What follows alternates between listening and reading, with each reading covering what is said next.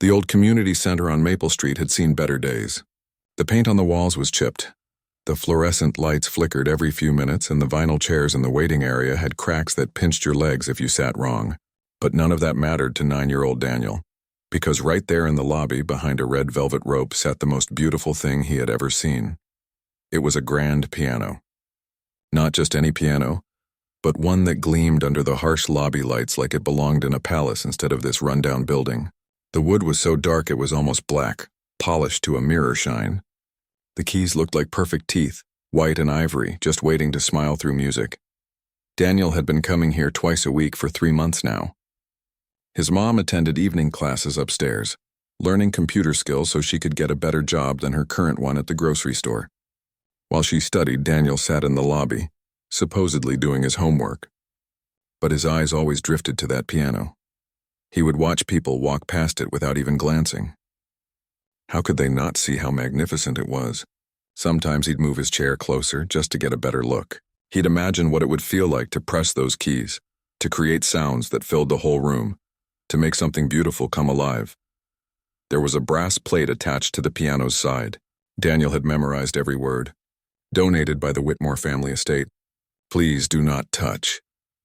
Those last 4 words felt like a punishment he hadn't deserved. Daniel had never played a piano before. His family lived in a small apartment where even a keyboard would take up too much space. His mom worked 2 jobs and his dad had left when Daniel was 5. There was no money for music lessons, no money for instruments, barely enough money for the basics. But somehow Daniel felt like he knew that piano, like they were supposed to meet. You're staring at it again. The voice made Daniel jump. It was Tommy, a kid from his school who also came to the center. Tommy was 12 and thought he was cooler than everyone else because his family had a computer at home. I wasn't staring, Daniel said, even though they both knew he was lying. You're always staring at that thing. It's just a piano. My cousin has one. They're boring. Daniel didn't respond. How could he explain that it wasn't boring to him? That every time he looked at it, he felt something stir in his chest, something he couldn't put into words. Tommy shrugged and walked away, probably to bother someone else. Daniel turned back to the piano, but this time, someone else was watching him. Mrs. Whitmore. Daniel's stomach dropped. Mrs. Helena Whitmore was the director of the community center, and everyone knew not to get on her bad side. She was tall and thin, always wore pearl necklaces, and had gray hair pulled back so tight it looked like it hurt. She spoke in a way that made you feel small, like you were wasting her valuable time just by existing. She walked toward Daniel with slow, deliberate steps, her heels clicking on the tile floor. Other people in the lobby looked up, sensing something was about to happen. "Young man," she said, her voice sharp and cold, "I've noticed you spending quite a bit of time staring at that piano." Daniel's mouth went dry. "I'm sorry, ma'am. I was just looking." "Just looking," she repeated, as if the words tasted bad. She glanced at the piano, then back at Daniel. "Do you play?" "No, ma'am, but I'd like to learn."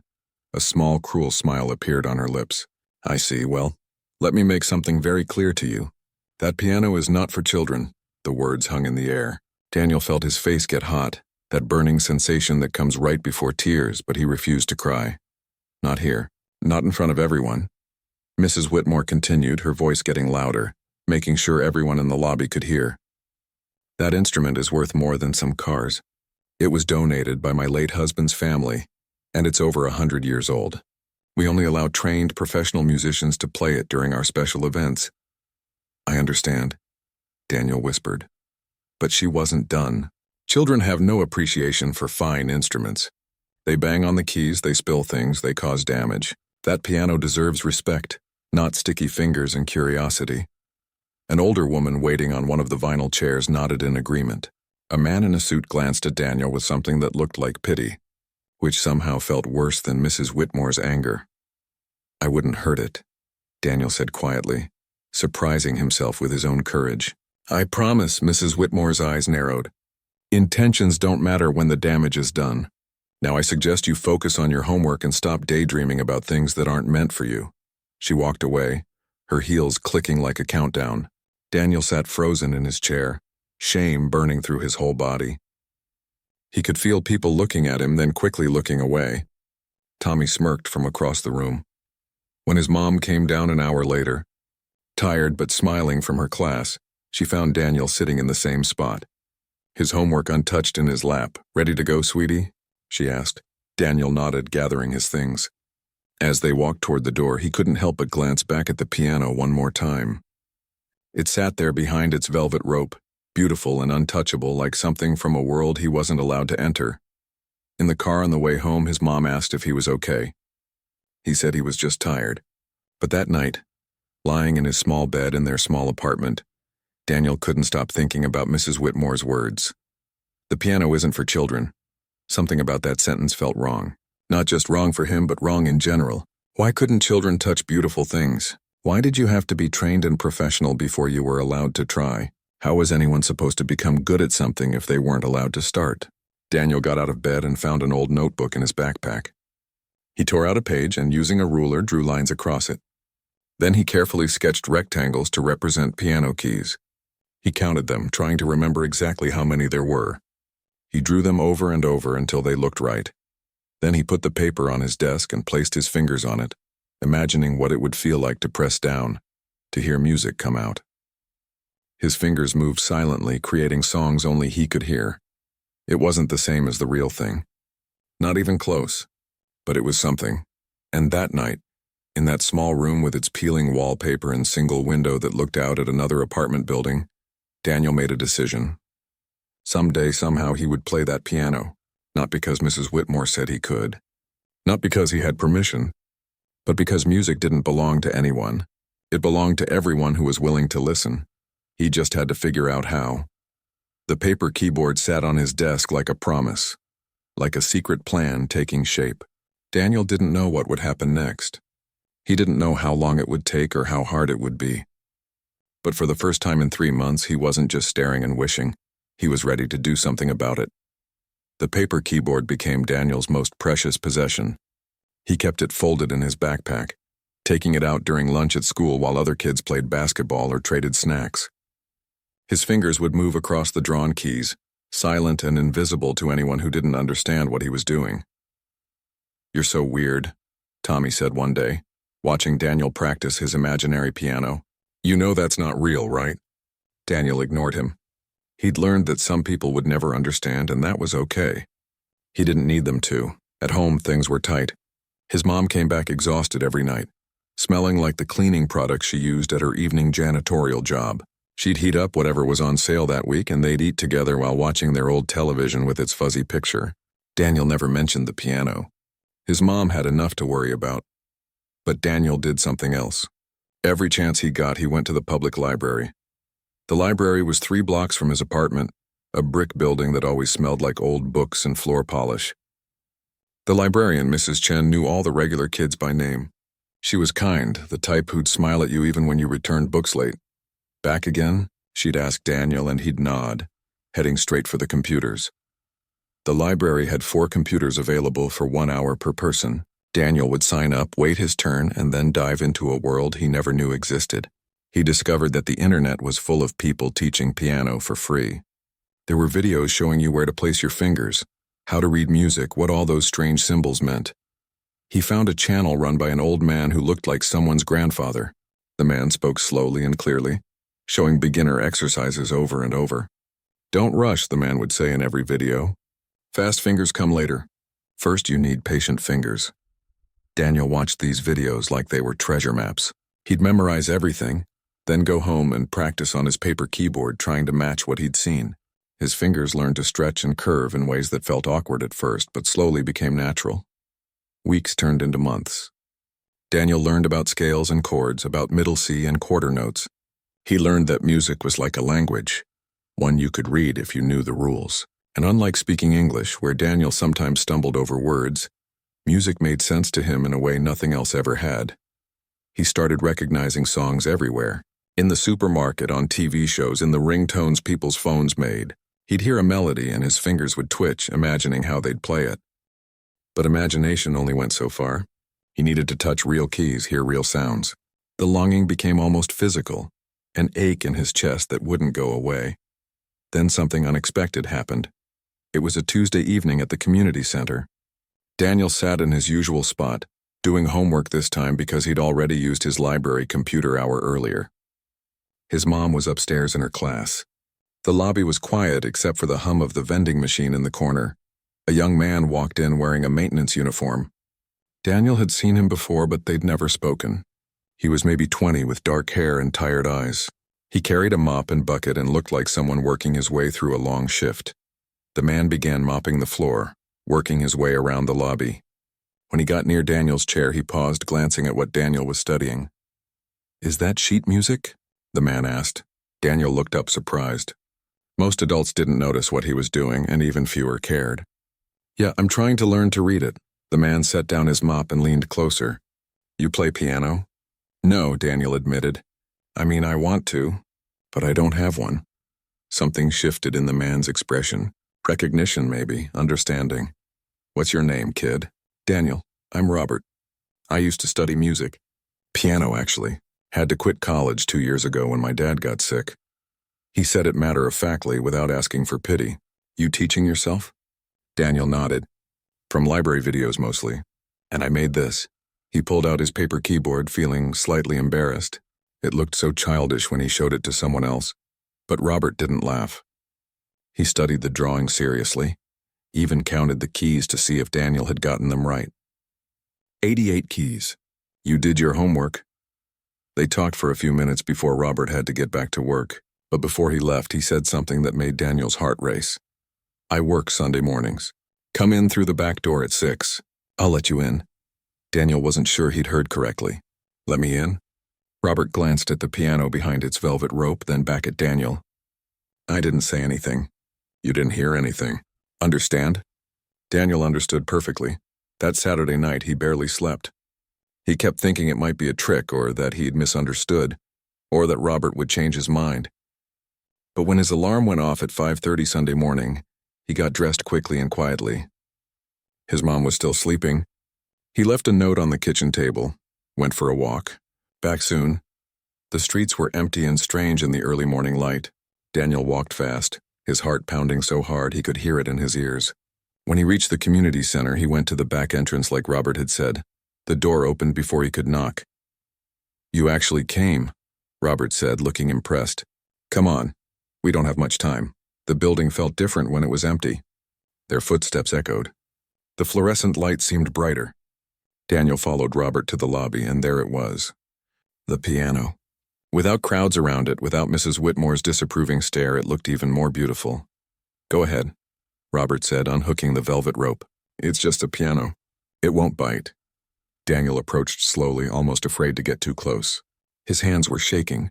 He'd imagined this moment so many times, but now that it was real, he felt terrified. "Sit down," Robert encouraged. "Come on." Daniel sat on the bench.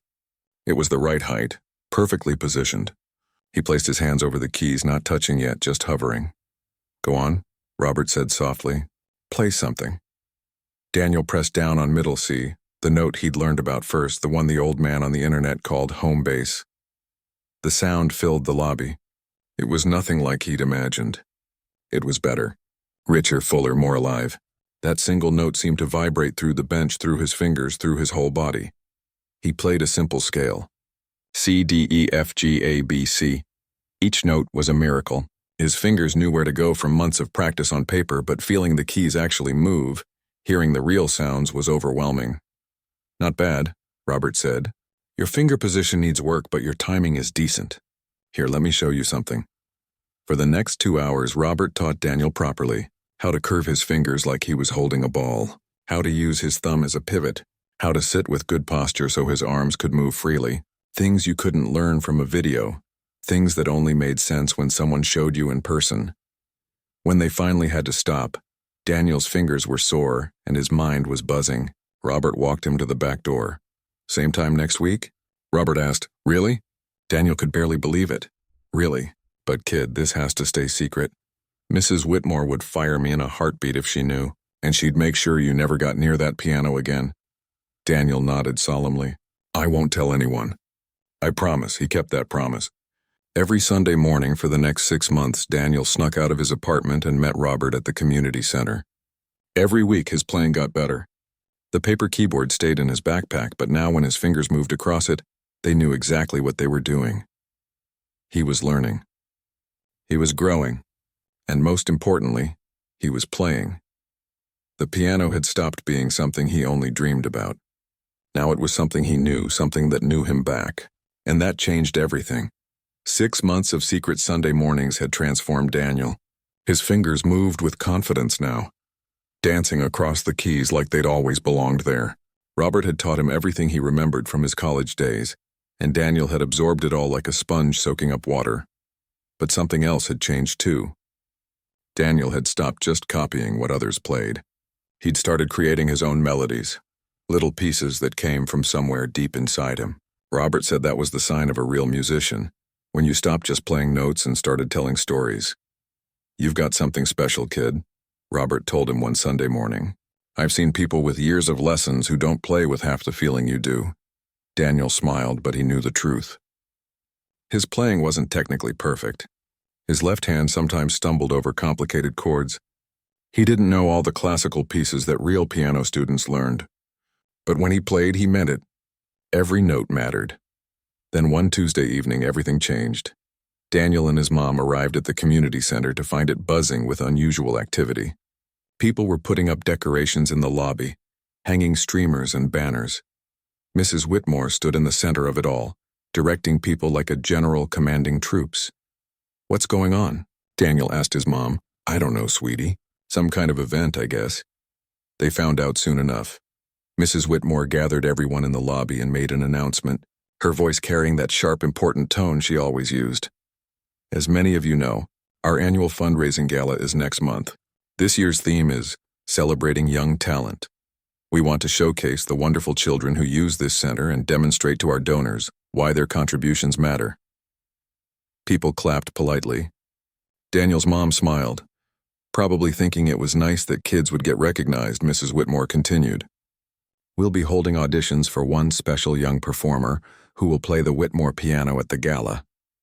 This is a tremendous honor. The event will be attended by city council members, local business owners, and some of our most generous supporters." Daniel's breath caught in his throat. Play the piano. At a real event. In front of everyone. "Now," Mrs. Whitmore said, her tone becoming stern, "this opportunity is only for serious young musicians. We expect students to have at least 2 years of formal training from a recognized instructor. Auditions will be held next Saturday at 2 o'clock. Please sign up at the front desk. 2 years of formal training." Daniel's heart sank. He had 6 months of secret practice with Robert, who wasn't even officially a teacher. He had no certificates, no recital experience, nothing that would count as formal in Mrs. Whitmore's eyes. His mom squeezed his shoulder. "That would have been nice for you, honey. Maybe someday when we can afford lessons." Daniel nodded, but inside something was burning. He could play that piano. He knew he could. He'd been playing it every Sunday for half a year. He knew its sounds, its quirks, the way certain keys responded differently than others. That piano knew him better than any of those kids with their fancy lessons. That night he couldn't sleep. He kept thinking about Mrs. Whitmore's words. The piano isn't for children. Now she was saying the piano was only for certain children. The right kind. The kind with money and training and proof they deserved it. On Sunday morning, Daniel told Robert about the audition.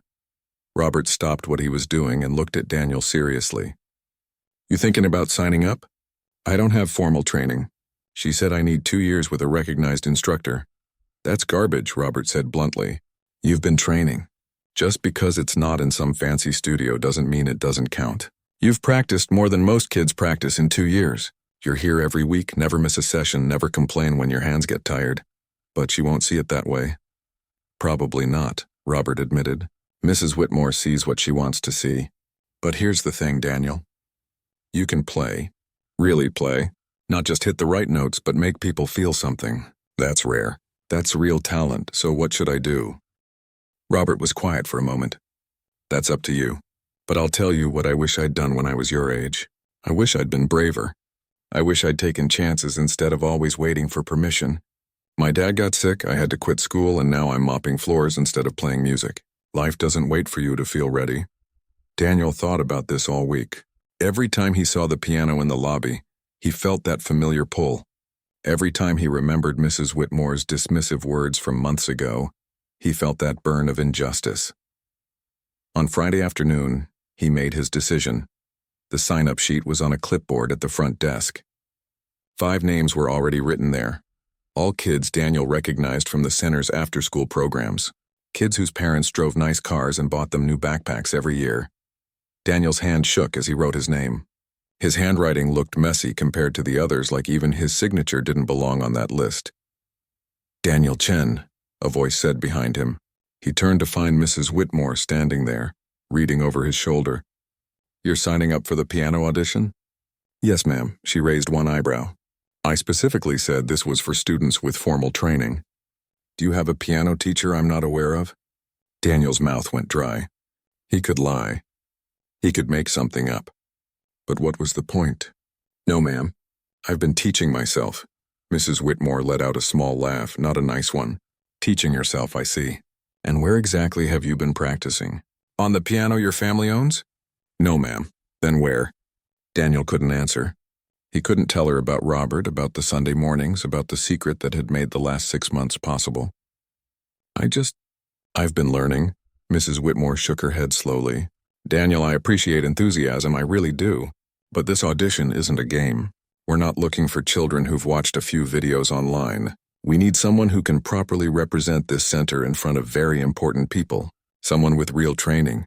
"I can play," Daniel said quietly. "If you just let me try." "That's not the point. The point is appropriateness, standards. This piano is extremely valuable, and the gala is our most important fundraising event of the year. We cannot risk embarrassment." Other people in the lobby were watching now. Daniel felt their eyes on him. Just like that day months ago when Mrs. Whitmore first told him the piano wasn't for children. "Please," he said, hating how small his voice sounded. "Just give me a chance." Mrs. Whitmore sighed. The kind of sigh that said she was being very patient with someone who didn't deserve her patience. She looked at the clipboard, at Daniel's name written at the bottom in messy handwriting. "Fine," she said finally. "If you want to waste everyone's time, that's your choice. But when you sit down at that audition and realize you're not prepared, don't say I didn't warn you. And Daniel, when this is over, we need to have a serious conversation about respecting the audition process and not treating important opportunities like they're open to just anyone." She walked away, leaving Daniel standing there with his face burning and his hands clenched into fists. That evening, his mom noticed he was quiet during dinner. "Everything okay, baby?" "Yeah," Daniel said. "Just thinking about stuff." "What kind of stuff?" He almost told her. About the audition, about Robert, about everything. But she looked so tired, worn down by her 2 jobs and evening classes and the constant struggle to keep them afloat. She didn't need another worry. "Just school stuff," he said instead. That night, lying in bed, Daniel stared at his paper keyboard hanging on the wall. It looked silly now, those hand-drawn rectangles that had once seemed so important. But it had gotten him started. It had been the first step. Now he needed to take the next one. The audition was in 8 days. 8 days to prove that the piano wasn't just for certain children. 8 days to show that passion and practice mattered more than expensive lessons and fancy credentials. 8 days to either make his dream come true or watch it die in front of everyone. Daniel closed his eyes and imagined himself at that piano. Not sneaking in through back doors in the early morning, not hiding behind velvet ropes, but sitting there properly, officially, playing for everyone to hear. The image was terrifying and wonderful at the same time. He fell asleep with his fingers moving through scales on his blanket, practicing even in his dreams, getting ready for the moment that would change everything. The 8 days passed too quickly and too slowly at the same time. Daniel practiced every chance he got. On Sunday morning, Robert ran him through piece after piece, correcting his posture, strengthening his weak spots. At school, his fingers moved across his paper keyboard during every free moment. At night, he'd lie awake running through melodies in his mind, his fingers twitching under the covers. "You're ready," Robert told him on their last practice session before the audition. "More than ready. Just remember to breathe, and whatever happens in there, you know the truth. You can play." Saturday arrived gray and cold. Daniel put on his best clothes, the button-up shirt his mom had bought him last year that was now slightly too small in the shoulders. His pants were a bit too short, showing his ankles. He looked at himself in the bathroom mirror and tried to see what Mrs. Whitmore and the judges would see. A skinny kid with messy hair and clothes that didn't quite fit, not someone who looked like a serious musician. His mom drove him to the community center, chattering nervously about how proud she was that he was trying. She still didn't know about the Sunday morning practices. She thought he'd just been watching videos and teaching himself on paper, which made his decision to audition seem either very brave or very foolish. "You don't have to do this if you're not ready," she said as they pulled into the parking lot. "There's no shame in waiting until we can afford real lessons." "I want to do it, Mom." She squeezed his hand. "Then I'm right here. No matter what happens." The audition room was actually the center's small gymnasium. They'd set up the piano at one end and rows of folding chairs facing it. About 20 people were scattered through the chairs, mostly parents of the kids auditioning. Mrs. Whitmore sat at a table in the front row with 2 other adults Daniel didn't recognize. Board members, probably. People who decided important things. 5 kids were auditioning before Daniel. They sat in the front row with their parents, and Daniel could tell just by looking at them that they were different from him. They wore clothes that matched, not just whatever was clean. They held folders with sheet music, official-looking papers. One girl had a dress that probably cost more than Daniel's mom made in a week. Daniel and his mom sat in the back. His stomach felt like it was trying to climb up his throat. The first kid went up, a boy about 11 with glasses and perfectly combed hair. He announced his piece in a clear voice, some classical thing by a composer Daniel had heard of but never studied. The boy played well, technically perfect, every note precise. The parents clapped when he finished. Mrs. Whitmore made notes on her clipboard. The second kid was the girl in the expensive dress. She played something light and cheerful, her fingers moving confidently across the keys. She smiled the whole time like she was used to performing. More applause. More notes on the clipboard. 3 more kids went. All of them good. All of them prepared. All of them belonging to a world Daniel had only watched from outside. Then Mrs. Whitmore called his name. Daniel Chen. The sound of his name echoed in the gym. Daniel stood up, his legs shaky. His mom whispered, "You've got this," but her voice sounded worried. He walked to the front, and with each step he became more aware of everything wrong. His too small shirt. His too short pants. The fact that he didn't have a folder of sheet music. The fact that he couldn't announce some impressive composer's name. He sat at the piano bench, and suddenly the piano felt different. Not like the friend he'd spent Sunday mornings with, but like a stranger. The keys looked too white, too bright under the gymnasium lights. Mrs. Whitmore cleared her throat. "Daniel, it says here you have no formal training. Is that correct?" Every head in the room turned to look at him. He heard someone whisper something. A parent probably wondering what he was doing here. "Yes, ma'am. I taught myself." One of the board members, a woman with short blonde hair, leaned over to whisper something to Mrs. Whitmore. Daniel caught the words, "highly irregular." Mrs. Whitmore's face was tight with disapproval. "And who is your instructor? Who's been supervising your practice?" Daniel's mind raced. He couldn't mention Robert. "I don't have an instructor. I've been learning from videos and books." A few people laughed. Not loud, but enough that Daniel heard it. The kind of laugh that said, "This should be interesting in the worst way possible." The blonde board member whispered again, louder this time. "Is this really appropriate? We have limited time and serious candidates." Mrs. Whitmore nodded slightly, then looked at Daniel with something almost like pity, which was worse than her usual coldness. "Daniel, I appreciate your enthusiasm. I really do. But this audition is for students with proper training. You understand that this piano is quite valuable, don't you? And the gala is our most important event. Perhaps you'd be more comfortable waiting until you've had some real lessons." The words hit Daniel like punches, each one saying the same thing in different ways. "You don't belong here. You're not good enough. You're wasting our time." He looked out at the audience. His mom sat in the back, her hands pressed together like she was praying. The other parents looked uncomfortable, some sympathetic, some annoyed. The other kids who'd auditioned looked at him with a mixture of pity and superiority. Tommy was there too, watching with that smirk of his. Daniel's hands were shaking so badly he had to press them against his legs to make them stop. "Please," he said, and his voice cracked a little. "Just let me play." Mrs. Whitmore exchanged glances with the board members. The blonde woman shook her head slightly. The other board member, an older man, shrugged as if to say, "Let's get this over with." "Very well," Mrs. Whitmore said, her tone making it clear this was a mistake. "But Daniel, after you're finished, We need to discuss appropriate use of the audition process. We can't have people signing up when they're clearly not prepared. It's disrespectful to the other candidates and to the institution. I understand, Daniel said quietly, though he didn't. How was wanting to try disrespectful? How was practicing for months not being prepared? Go ahead then. Mrs. Whitmore sat back in her chair with her arms crossed, her clipboard already set aside like she didn't need to take notes on what was about to happen. Daniel turned to face the piano. His heart was pounding so hard he could feel it in his fingertips. Every eye in the room was on him, waiting for him to fail, expecting it, some maybe even wanting it, just so this awkward moment could end and they could get back to the real auditions. He placed his hands on the keys, and they felt cold, foreign. All the confidence he'd built over 6 months of Sunday mornings seemed to evaporate. What if Mrs. Whitmore was right? What if he really wasn't ready?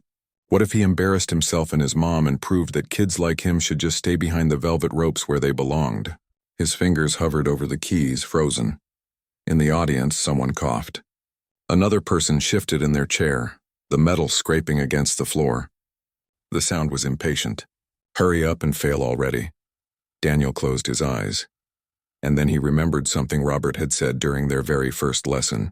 The piano doesn't care who you are or where you come from. It only cares if you mean it. Did he mean it? After months of secret practice, after filling notebooks with music theory, after wearing out that paper keyboard, after dreaming about this moment every single night, did he mean it? Yes, more than anything he'd ever meant in his life. Daniel took a deep breath. He opened his eyes, and he began to play. The piece wasn't from any famous composer. He couldn't name it because he'd written it himself over the last 6 months, built from all the melodies that had lived in his head since the first time he saw this piano. It started soft and uncertain, just like he felt, just like any kid who'd ever been told they weren't good enough. But then it grew. The notes came faster, surer. His fingers remembered what to do. The fear started to fade, replaced by something else, something that felt like coming home. He played everything he'd felt for the last 6 months, the frustration of wanting something he couldn't have, the joy of those first Sunday mornings, the determination to prove everyone wrong, the pure love of music that had driven him to draw pianos on notebook paper and practice in his dreams. The gymnasium disappeared. Mrs. Whitmore disappeared. The judging eyes disappeared. There was only Daniel and the piano, having a conversation nobody else could hear but everyone could feel. And then, suddenly it was over. The final note hung in the air, fading slowly. Daniel opened his eyes and lifted his hands from the keys. The gymnasium was completely, utterly silent. The silence stretched out for what felt like forever. Daniel sat frozen at the piano bench, afraid to turn around, afraid to see disappointment on everyone's faces. Maybe he'd messed up worse than he thought. Maybe the silence meant it was so bad nobody knew what to say. Then he heard it, a single sound breaking through the quiet. Someone was crying. Daniel turned slowly. The blonde board member had her hand over her mouth, tears streaming down her cheeks. She wasn't even trying to hide it. Next to her, the older man was staring at Daniel with an expression of complete shock, like he'd just witnessed something impossible. Mrs. Whitmore sat perfectly still, her mouth slightly open. For the first time since Daniel had known her, she looked like she didn't know what to say. Then his mom started clapping, just her at first from the back row, standing up with tears on her own face, clapping like her life depended on it. Then the blonde board member joined in, still crying. Then the older man. Then one by one, everyone in the gymnasium was standing, applauding, the sound building and building until it filled the whole room, everyone except Mrs. Whitmore. She sat there looking at Daniel like she was seeing him for the first time, really seeing him, not just a kid in too small clothes who didn't belong. The applause went on and on. Some of the other kids who'd auditioned were clapping too, though they looked confused about it, like they couldn't quite believe what they'd just heard. Tommy wasn't smirking anymore. He just looked stunned. Finally, the applause faded. People sat back down, still murmuring to each other. The blonde board member was wiping her eyes with a tissue. Daniel's mom was beaming so proudly she looked like she might burst. Mrs. Whitmore stood up slowly. She walked toward the piano, her heels clicking on the gymnasium floor. Daniel's heart started racing again. This was it. This was where she'd tell him it didn't matter how well he played. He still didn't have the right credentials, the right background, the right anything. She stopped a few feet from the bench, looking down at him. Her expression was unreadable. "Where?" she said quietly, her voice shaking slightly. "Did you learn to play like that?" Daniel swallowed hard. "I taught myself mostly. Nobody plays like that by themselves. Not in 6 months. Not in a year." She wasn't accusing him exactly, but she wasn't believing him either. "I had help," Daniel admitted. He couldn't look at her. "Someone showed me the basics. But mostly I just practiced. A lot. On what piano?" This was it. The moment where everything could come crashing down. Where Robert could lose his job. Where Daniel's secret would be exposed. But he was so tired of hiding. So tired of feeling like he had to apologize for wanting to play music. "This one," he said quietly. "Sunday mornings. Early before anyone else was here." He heard people gasp. Mrs. Whitmore's eyes widened. "You've been sneaking in? Breaking into this building?" "No, ma'am. Someone let me in. Someone who believed I deserved a chance even when nobody else did." "Who?" Before Daniel could answer, a voice came from the back of the gym. "I did." Everyone turned. Robert stood in the doorway, still in his maintenance uniform.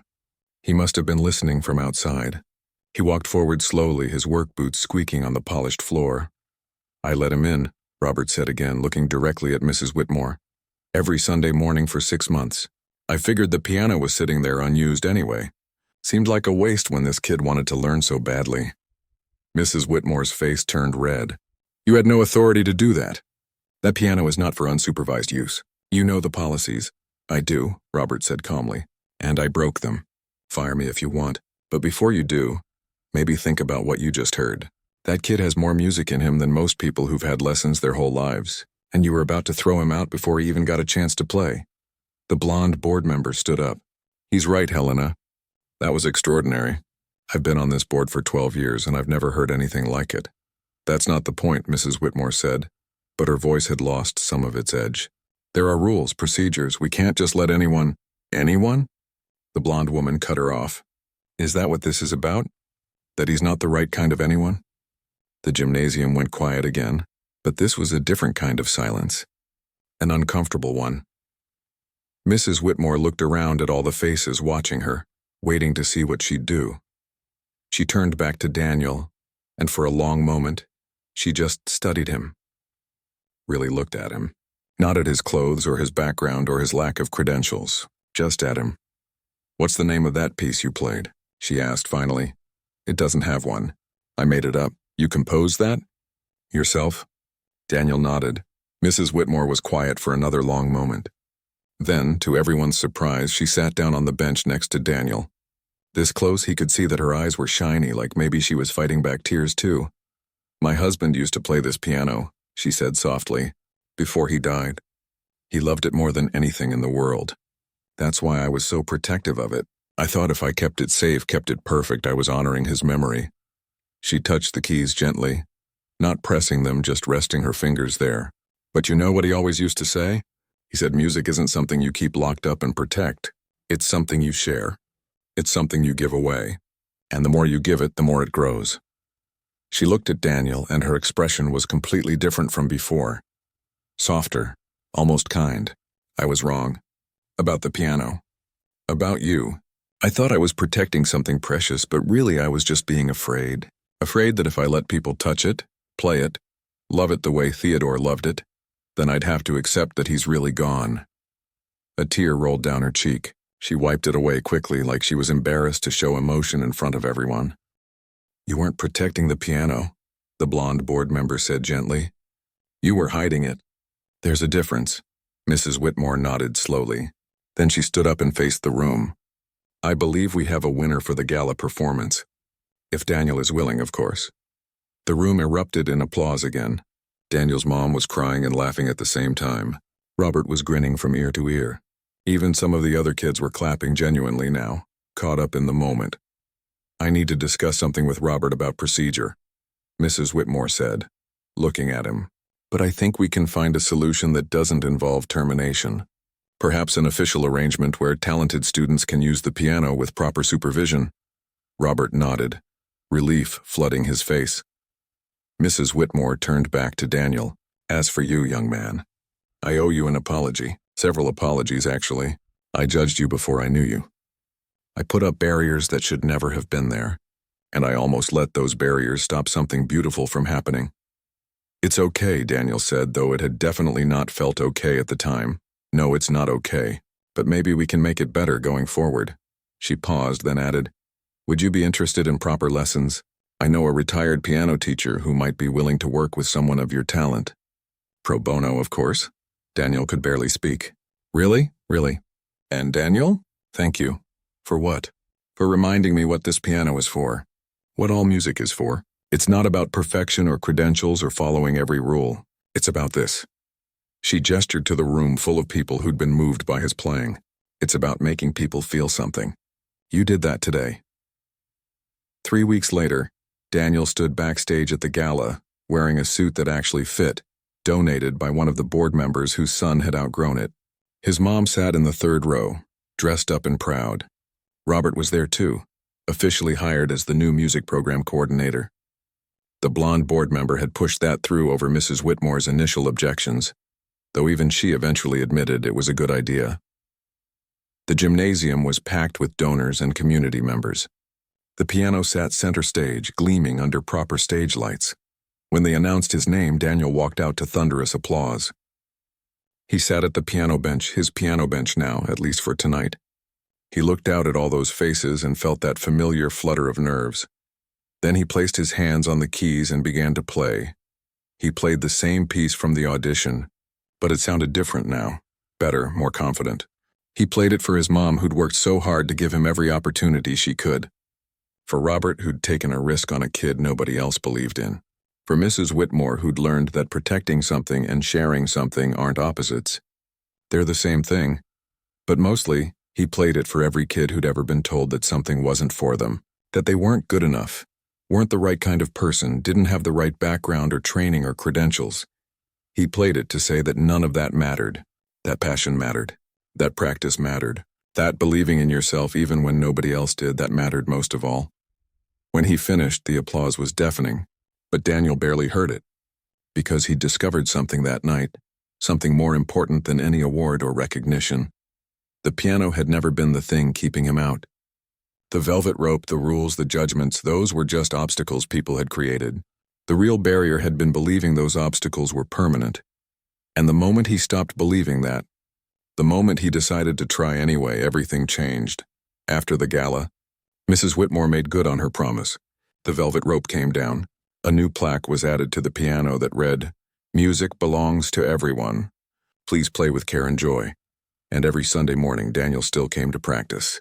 But now he came through the front door,